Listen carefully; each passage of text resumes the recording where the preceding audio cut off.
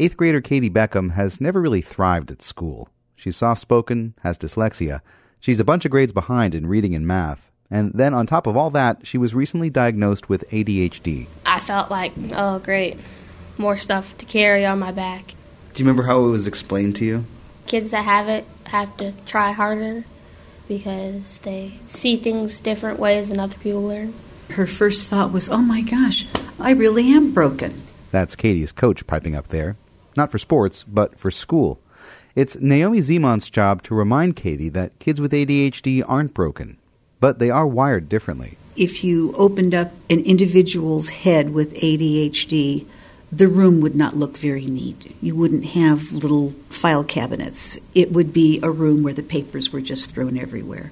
But just like the owner of a disheveled room or desk might still know where everything is, someone with ADHD can train themselves to get control over their world. The Seattle-based Edge Foundation pays for Zemont to meet once a week with Katie and about 15 other students. In the conference room at Tacoma's Giadroni Middle School, they start with the Lassie, a questionnaire that tracks Katie's study skills. I got the results of your Lassie. It looks like you have really slid in your sense of confidence. Yeah. What's going on?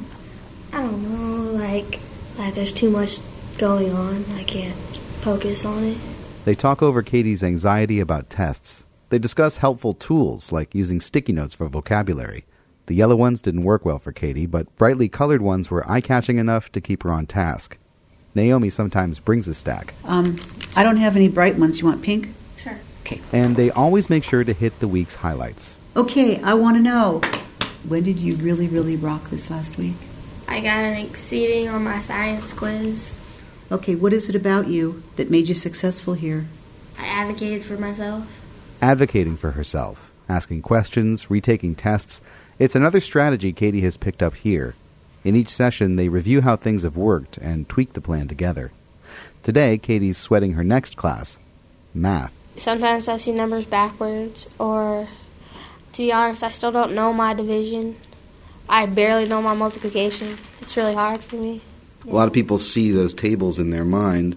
What does that picture look like to you in your mind? Just numbers. They're all over the place. They talk through a plan. Slow it down, take breathers, lean on your smart friends for help. Katie, thank you. Thank you, Miss Naomi. So now we're going to math. That's upstairs. Come on in. Trent Taylor's lesson today is about parallel and perpendicular lines. All right, notice your do now is up on the whiteboard. Please don't pay attention to the smartboard right now. Within a few minutes, the class is referring to both the whiteboard and the smartboard, and a piece of poster paper, and their own notes, and their graphing calculators. For Katie, each one of those things tugs at her attention. She's buffeted by them, unable to keep them all in perspective. So she gets behind. But that's where the smart friends thing comes in. What about yeah, we can't say the word. Do you remember reciprocal? She leans into her table mate for help, and she starts to regain her footing. But switch the slope. Yeah. Okay. So it'd be like... And then This is a technique right out of her coaching sessions, one Naomi Zemont says came from another student. In fact, she says most of the ideas come from kids. Students come in with the full expectation, okay, my hands are going to be neatly folded and I'm expected to learn something. They don't realize that this is their chance to drive the bus themselves. That approach, says the Edge Foundation, has had some early success. The program has been used at the college level, where peer-reviewed research shows academic outcomes improved.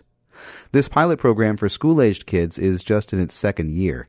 The Foundation's Tim Knifflin says after year one, students improved their GPAs by more than half a point. We saw very, very good results. Now our goal is to try and take what we have and expand it so we can demonstrate it works across a wide spectrum. The Foundation is looking, for example, at young people exposed to trauma or chronic stress. Those kids can show the same problems managing attention and priorities as people with ADHD. Maybe someday they could see results like Katie Beckham is getting. I passed all my classes last year with A's and B's. Since I've been in school, I've never had A's, ever. Once she started to care and to see that success was possible, she became downright dogged. It didn't matter if it took her twice as long or if she had to work harder than her friends. I, for once, known that I'm not dumb. I know what I'm doing.